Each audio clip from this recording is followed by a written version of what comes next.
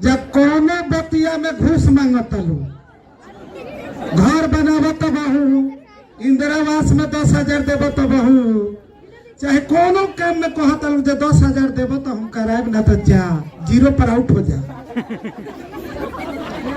आए बेरा हैयान लंगर बनी, ए बेरा कोई सहारा बा ना, मुखिया ना विधायक ना सरपंच ना पंच ना वार्ड,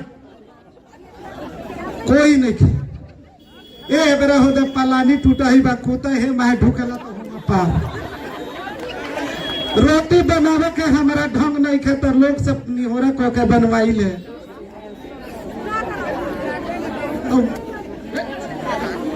तो ये बेरा बताइए, हे अनहरा के लंगर के लूच के नु सहारा होके के चाहिए, तो करे से घूस मांगत लोग तो सर्वधि कहाँ से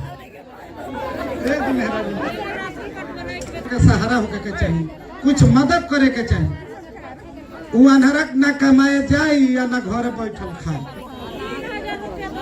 आ 3,000 4,000 घूस मांगत लो जे हम तारे के चलो ना खाता खोलवा देता। खाता खोलाते खोलाते पीछे से पार। अभी गरीब आदमी अनहर लंगर लूज आ गरीब बा, ओकरा कोई सहारा नहीं, खेत पान धूर जमीन बा, एगो पलानी रखल बा, तो घूस साला कहाँ से दी, खाई की घूस दी। तो हैली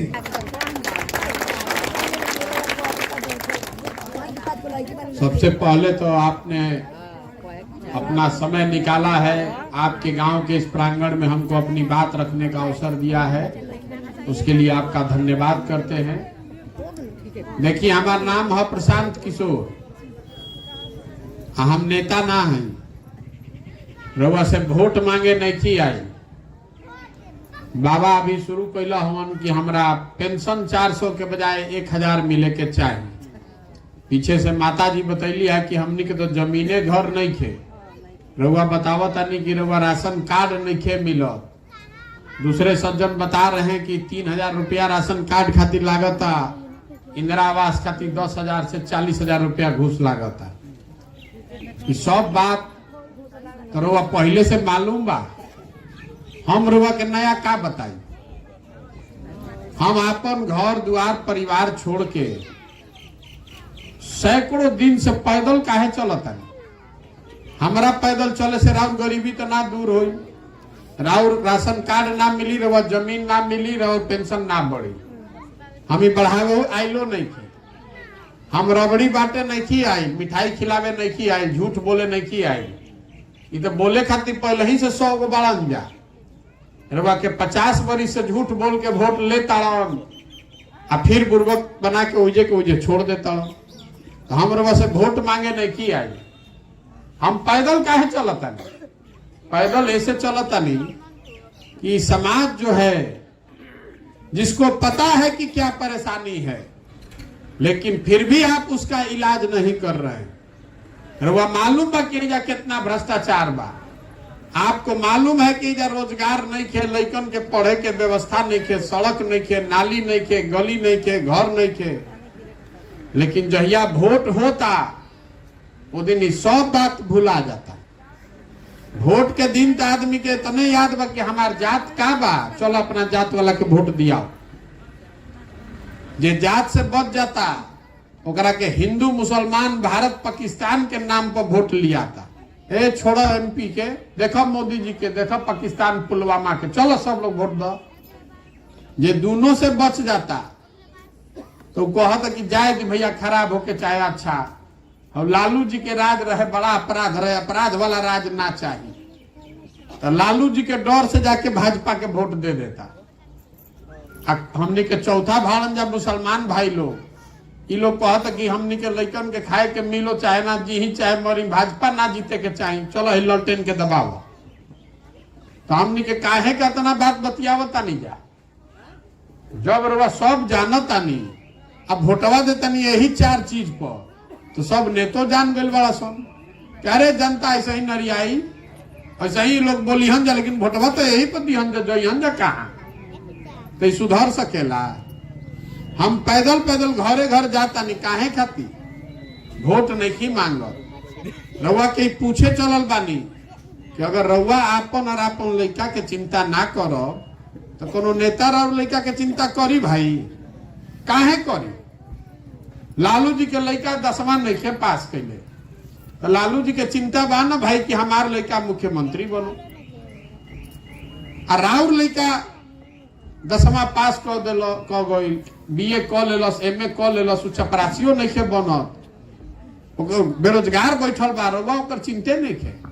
रउआ तो जात में अजुराइल बानी, धर्म में अजुराइल बानी, तो सुधरी कैसे? कैसे सुधरी? इतना देर से गाना रउआ गावत नहीं। ईमानदारी से अपने दिल पर हाथ रखकर बोलिए कि बच्चा के पढ़ने के लिए, घर के लिए कभी वोट किए हैं? तो नहीं कहले तो कैसे बनी रे भाई? बोआ तनी धान तो गेहूं कहां से काटो? बबूल बोइएगा तो आम कहां से खाइएगा?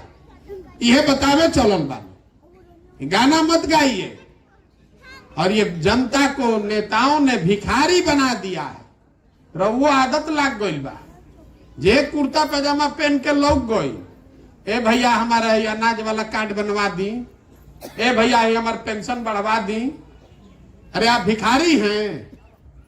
आपको देश आजाद हुआ तो गांधी जी ने, बाबा साहब अंबेडकर ने यह अधिकार दिया है, जिसको बटन जिसका दबाइएगा वही राजा बनेगा। तो जहिया बटनवा दबावे का होता वो दिन दिमाग चल जाता, तखा पर रख देता नहीं, तो 5 बरिस भिखार बन के घूमता नहीं। ठीक से बटन दबाइएगा तो नेता 5 बरिस एड़ी रगड़ी रहा घर के सामने। लोकतंत्र है, कोई काम नहीं कर। आदमी कहता कि नेता हमारा के ठग ले लो। अरे कोई रवा के एक बार ना ठगी, 2 बार ठगी, 3 बार ठगी, और उम्र बीत गई रवा हर बार ठगाइए जाता नहीं। अगर हर बार आकर कोई आपको ठग रहा है तो एक मतलब बा कि कुछ गलती तो अपनों में न बा। अब की हाली प्रशांत किशोर आइल बड़न तो हम ठग के निकल जाये। बिहार में दुर्दशा इसलिए है कि नेता के मालूम बा कि हम काम करी चाहे ना, जनता हमरा के वोट देबे करी जइहन जा का। तो काहे कोई काम करी भाई? राहुल क्यों काम करेगा? राहुल लड़का के शरीर पर कपड़ा नहीं खे, वो पढ़े जाता तो जब पढ़ाई नहीं के हो तो करा पिलुआ वाला खिचड़ी खियावल जाता। एजा एक को आदमी के रोजगार नहीं के रवा, घर के सामान 10,000 12,000 के मजदूरी करे खातिर घर परिवार छोड़ के गइल बा। रवा ओकर चिंते नहीं के तो हम ओकर चिंता करब? काहे नहीं जगते हैं अपने बच्चे के लिए?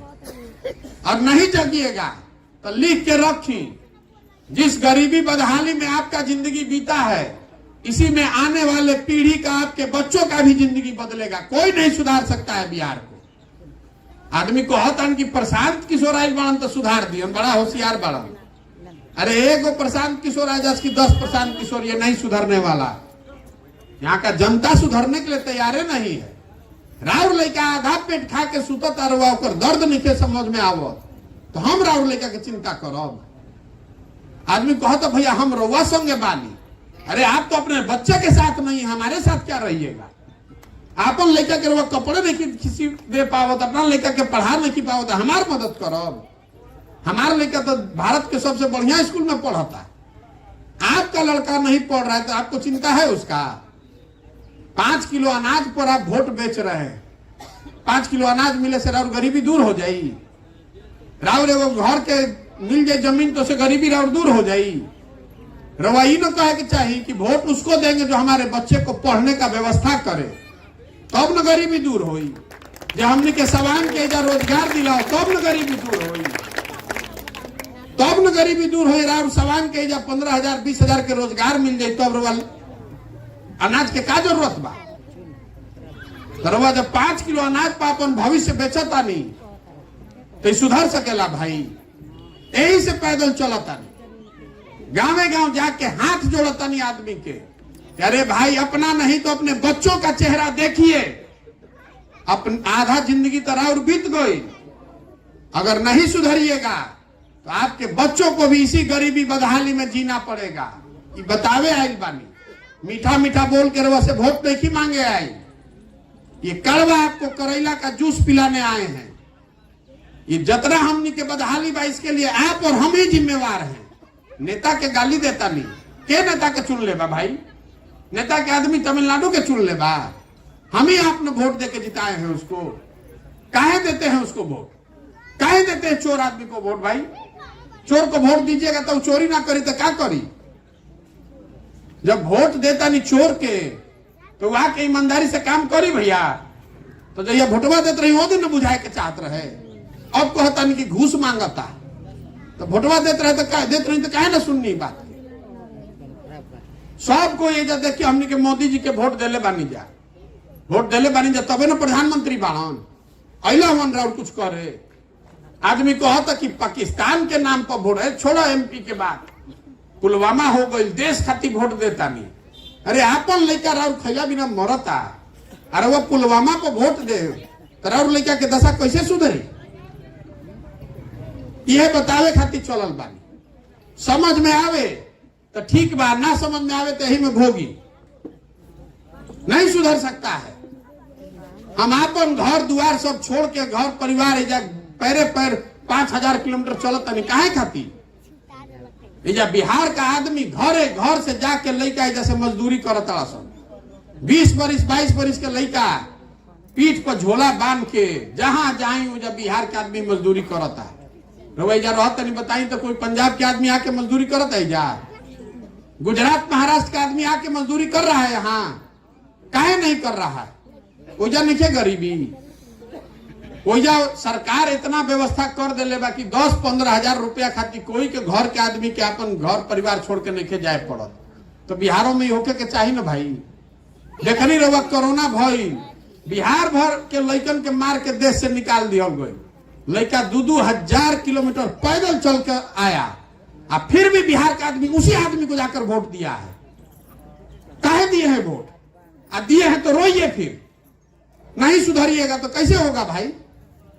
आप राउर घर के सवांग 2000 किलोमीटर पैदल चल के आइए, फिर रोवा करे के वोट देव तो फिर काहे फिर रोता नहीं? ये बतावे खातिर चलल बानी। आदमी कहता ना रे भैया ई गलती हो गया, विकल्प नहीं के हमनी के रउआ विकल्प बनाई तो हमारा दल बनावे से विकल्प बन जाई। बिहार में दल कैसे बनेला? जे दल बनैलस उहे बन गए दल के नेता। आइयो कह दलस कि हमारा बाद होयन हमार बेटा, आ कुल जना तू लोग बुर्बक आदमी हमारा झोला लेके ढो जा। अगर बिहार के गरीबी से निकले के बाद तो जनता के जागे पड़ी। आ गांधी जी जो रास्ता बतैले रहो, गांधी जी देश के कैसे आजाद किए? गांधी जी अकेले अंग्रेज के हरा देतन?